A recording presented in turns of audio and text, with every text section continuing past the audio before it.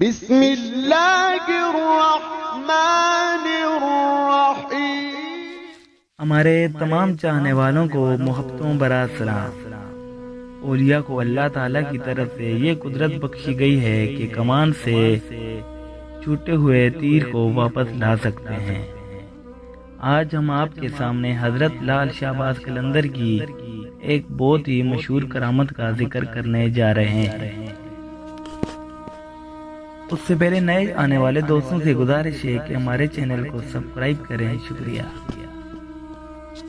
یہ اس زمانے کا واقعہ ہے جب حضرت لال شہباز قلندر مستقل طور پر سیون میں قیام پذیر تھے۔ رمضان کا مہینہ تھا۔ اتفاق سے قاضی شہر کا گزر ہوا۔ اس نے دیکھا کہ حضرت لال شہباز قلندر اپنی خانقاہ کے دروازے پر بیٹھ کر روٹی پکا رہے ہیں۔ قاضی شہر کو قلندر کی اس عمل پر بہت تعجب ہوا۔ وہ ٹھہر گیا۔ اس نے حضرت لال شہباز قلندر کو مخاطب کر کے کہا، شیخ، آپ رمضان المبارک کے مہینے میں روٹی پکا رہے ہیں۔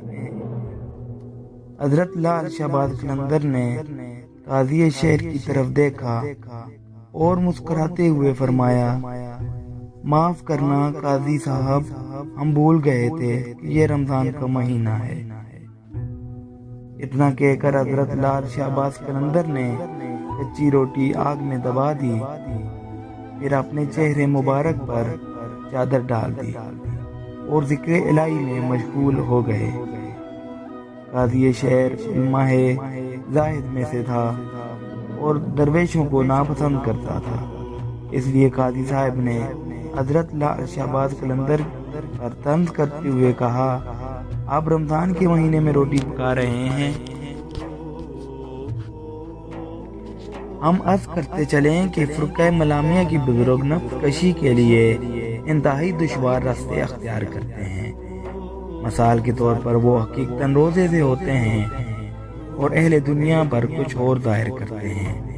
حضرت لال شہباز قلندر نے بھی قاضی شہر کے سامنے کچھ ایسا ہی مظاہرہ کیا۔ پھر رمضان کا پورا مہینہ گزر گیا اور عید آ گئی۔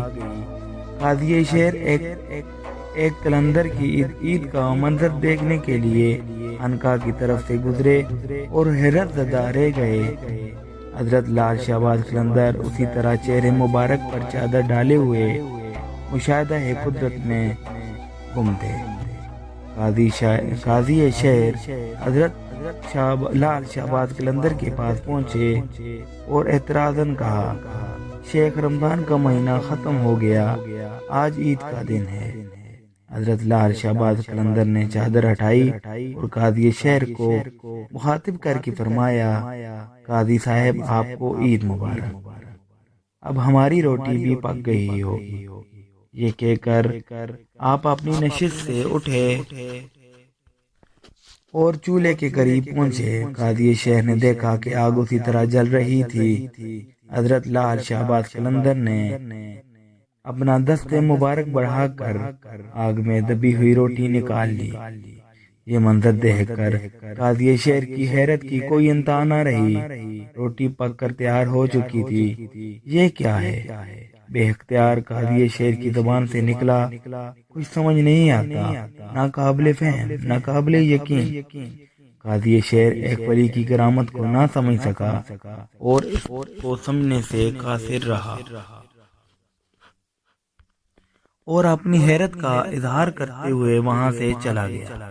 ہمارے سامعین کے لیے یہ واقعہ ناقابل فہم ہوگا۔ ان کے ذہنوں میں مختلف سوال پیدا ہوں گے۔ چند گھنٹوں میں پک جانے والی آگ اتنے دنوں تک کیسے جلتی رہی؟ اور پھر دبی ہوئی روٹی جل کر راکھ کیوں نہ ہوئی؟ اسی چیز کو کرامت کہتے ہیں۔ انسان کی ظاہری اعضاء اس بات کو